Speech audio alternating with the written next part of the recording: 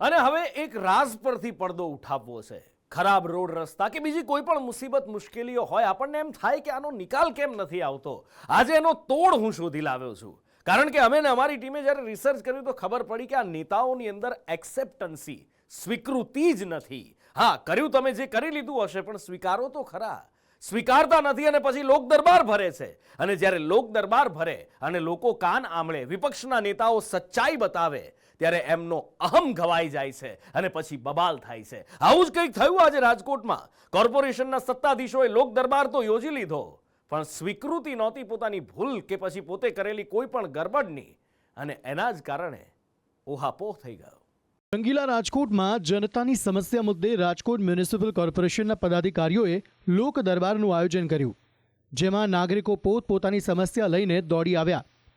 ચોમાસામાં સૌ કોઈની એક જ સમસ્યા છે, રોડ રસ્તા પર પડેલા મોતના ખાડા અને વિસ્તારમાં ફેલાયેલી ગંદકી। શહેરીજનોએ રાજકોટના મેયર નયનાબેન પેઢડિયા અને સ્ટેન્ડિંગ કમિટીના ચેરમેન જયમીન ઠાકરનો રીતસરનો ઉધડો લઈ લીધો।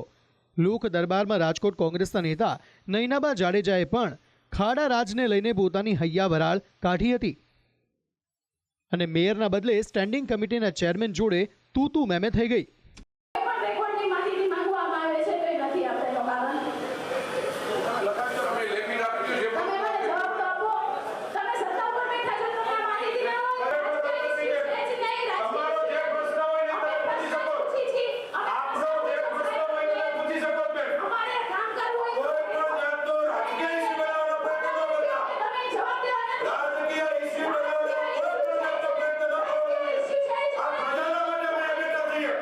નેતાઓના તું મેમેમાં શું થયું તે આગળ બતાવીશું, પણ જે સમસ્યા મુદ્દે આ મહાભારત થઈ તે પહેલા જોઈ લો। મારો ward number 11 Jivraj park Ambika township, ઠીક છે। મારો પ્રશ્ન એ છે સાહેબ, રોડ રસ્તા સ્ટ્રીટ લાઇટો ને ભૂગર્ભ ગટર, એના માટે જ અમે અહીં આવેલા હતા। 2005થી વિસ્તાર ડેવલપ થયેલો છે। રોડ રસ્તા પાણી જેવી બેઝિક સુવિધા 20 વર્ષથી જો ન મળતી હોય તો તમે સમજી શકો। લોકોને મને બે વસ્તુ સમજણ નથી પડતી, કામ કરતા આવડતું નથી હોતું, કા ભ્રષ્ટાચાર હોય છે। એટલે તમે સમજી શકો છો કે આવડત નથી કે ભ્રષ્ટાચાર છે। મત જોતા હોય ને ત્યારે હાથ જોડે નમસ્કાર કરે, પણ અત્યારે ઈને આંખો આપી છે, કાન આપી છે, બધા રોડ ઉપર હાલે છે, કેવડા ખાડા છે એ બધા નથી જોતા। આ બ્રિજ તૂટી જાય, રોડ મહિનાથી એમ તૂટી જાય, આ શું છે? ભ્રષ્ટાચાર સિવાય બીજું કોઈ કાંઈ છે? લોકોના સવાલ વાજબી છે, પ્રાથમિક સુવિધા ન હોય ત્યાં બીજા પ્રશ્નોની શું વાત કરવી? ખેર, આગળ વાત ઝઘડેલા નેતાઓની। કોંગ્રેસ નેતા નયનાબાએ મેયરની ચૂપકીદી પર સવાલ ઉઠાવ્યો તો સામે સ્ટેન્ડિંગ કમિટીએ સવાલ પૂછ્યો।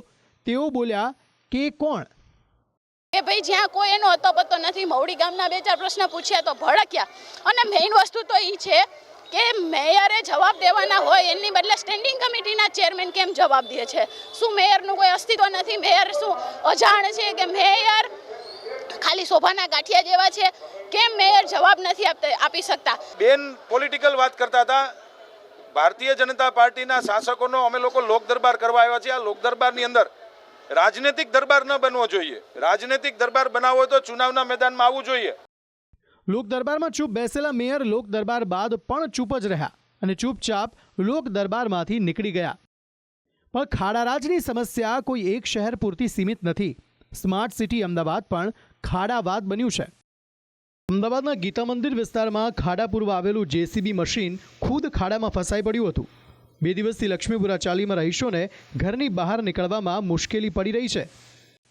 આ દ્રશ્યો અમદાવાદ શહેરના રાણીપ વિસ્તારના છે। ગાયત્રી મંદિર પાસે 1 કિલોમીટરના વિસ્તારમાં રોડ પર 100થી વધુ ખાડા જોવા મળી રહ્યા છે। આ 7-8 મહિનાથી બહુ ખરાબ રોડ થઈ ગયો છે। કોઈ કોર્પોરેટર ધ્યાન નથી આપતું, કોઈ ધારાસભ્ય ધ્યાન નથી આપતું। અમારે રોજ આ રોડ ઉપર નોકરી ધંધે જવાનું, કેટલી વાર તો 3 વખત હું પડી ગઈ, મારા સ્ટાફના પડી ગયા, અમારે 2 ટાઈમ નોકરી આવવાનું। અમારી હાલત બહુ ખરાબ થઈ જાય છે। વરસાદમાં કેવી રીતે જવાનું આવવાનું? વરસાદ પહેલાં જ્યારે આ ખોદકામ કર્યું એ પહેલાં 2 ફેરી રોડ બનાવવામાં આવ્યો, પણ પછી ઘડી તૂટી જાય છે। સાહેબ શું હાલત છે રસ્તાની? બહુ ખરાબ હાલત છે, બહુ એમ કોઈ અધિકારી કોઈ જોવા નથી આવતા।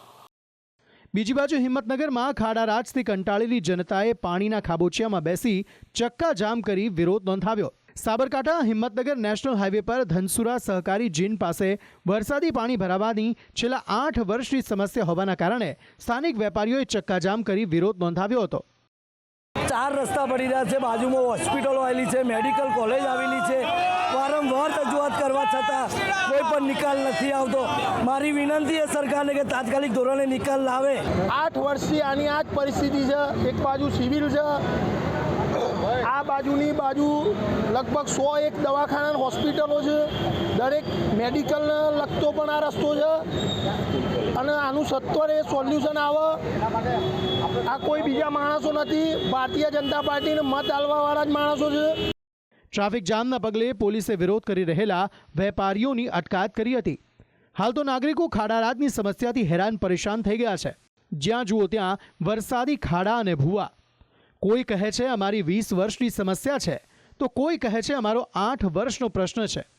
કંટાળેલા લોકો જ્યાં રજૂઆત કરી શકાય ત્યાં રજૂઆત કરી રહ્યા છે કે બસ આ સમસ્યાથી છુટકારો અપાવી દો. બ્યુરો રિપોર્ટ, સંદેશ ન્યૂઝ.